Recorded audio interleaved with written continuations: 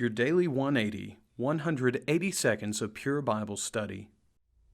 How do we deal with those annoying detours in life? Welcome to this, your Daily 180 Bible study. This week, we're going to be looking at some lessons from the conversion of the Philippian jailer in Acts chapter 16. I would encourage you to read through that beginning at verse number 16 through verse number 34. You might remember the conversion of Lydia. We talked about that in a recent study. And it seemed to be a very good time for the church in Philippi. Lydia and others had begun to respond to the message that was preached by Paul. And she obeyed the gospel, and Paul is out preaching in the community. And there is a young girl who is possessed by a demon.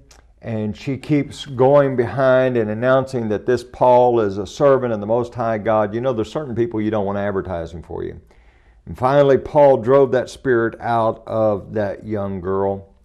And it's rather interesting to me that we find there that this young woman had been exploited by various individuals, and they were using her to make money. And when they realized they weren't going to be able to make money anymore, they drugged Paul and Silas into the town, and they beat them with rods. They drugged them before the magistrates. They had them beat with rods, and then they threw them in prison.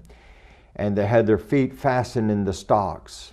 And in verse number 25, we read that at about midnight they were praying and singing hymns to God. Now, here is the point that I want us to make. Number one, don't be discouraged by detours. Our life doesn't always go the way we think that it should go.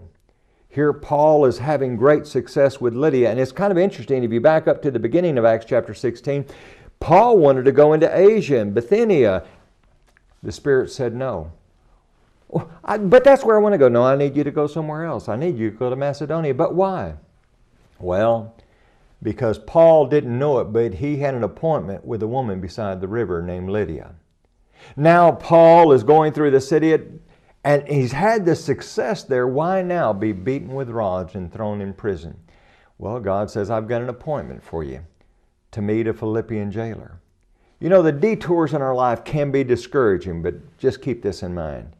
Isn't it good that if you're a faithful child of God, that your Heavenly Father is in control? Join us again tomorrow for your Daily 180.